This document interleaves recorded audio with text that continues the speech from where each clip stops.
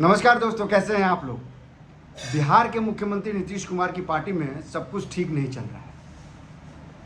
अभी एक बहुत बड़ी खबर आई है। वो खबर ये आई है कि ललन सिंह जो पार्टी के अध्यक्ष हैं और अशोक चौधरी में जमकर तू मैं हुई और इस खबर को मीडिया में नीतीश के द्वारा ही लीक करा दिया गया। नीतीश उस समय मौजूद थे जब ये दोनों नेताओं के बीच में जम के झगड़ा हो रहा था। झगड़े की वजह क्या थी, झगड़ा क्यों हुआ, यह तो बात की बात है, लेकिन इसके पीछे की राजनीति क्या है यह समझना बहुत जरूरी है। दरअसल अशोक चौधरी और ललन सिंह दोनों ही दो धुर के नेता हैं। ललन सिंह जहां हार्डकोर जेडीयू के नेता हैं, वहीं अशोक चौधरी बीजेपी से मन इनका बीजेपी की तरफ इंक्लाइंड रहता है। हालांकि आए ये कांग्रेस की तरफ से हैं, जेडीयू में शामिल हुए हैं, लेकिन इनका झुकाव कहीं ना कहीं बीजेपी की तरफ रहता है, क्योंकि इनकी एक अपनी महत्वाकांक्षा है जो मैं आगे बताऊंगा। इन सब के बीच जो समीकरण ये आ रहा है कि दरभंगा से और जमुई से संजय झा और अशोक चौधरी लोकसभा का चुनाव लड़ना चाहते हैं और लोकसभा का चुनाव लड़कर वो दिल्ली के रास्ता तय करना चाहते हैं। और इस दिल्ली के रास्ते को तय करने में सबसे बड़ा रोड़ा जो कोई है वो है ललन सिंह। जो हमारे सूत्र, जो हमारी जानकारी है उसके हिसाब से नीतीश कुमार भी अशोक चौधरी को बहुत मानते हैं, वो उनके बहुत करीबी हो गए हैं। क्यों करीबी हो गए हैं, क्या हो गया, ये मैं आपको आगे बताऊंगा, क्योंकि ये विश्लेषण जानना आपके लिए बहुत जरूरी है। मैं एक बात आपको बता रहा हूँ और सिलसिलेवार ढंग से आप इसको समझते जाइएगा। दरअसल ललन सिंह जो है, ललन सिंह के नेतृत्व में नीतीश कुमार जो है वो 2025 का चुनाव हो या फिर 2024 का लोकसभा चुनाव हो, लड़ना नहीं चाहते।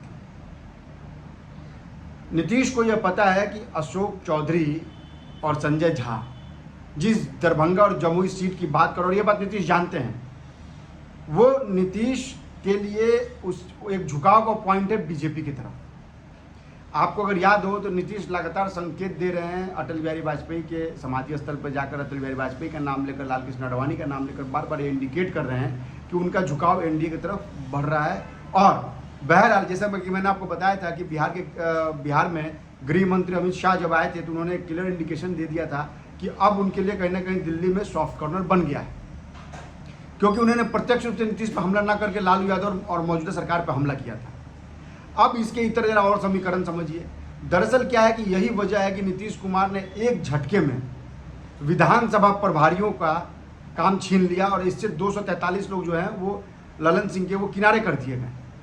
तो यह एक मैसेज था नीतीश कुमार का ललन सिंह को कि भाई आप जो है, हम चुनाव की रणनीति में हम इंटरफेयर कर रहे हैं, हमारा उसमें इंटरफेरेंस है। और यह बार बार नीतीश कुमार जो हैं वो जेडीयू कार्यालय में जाते हैं, कभी छापा मारते, कभी जेडीयू के कार्यकर्ता नहीं मिलते, खुद ललन सिंह भी नहीं मिलते हैं।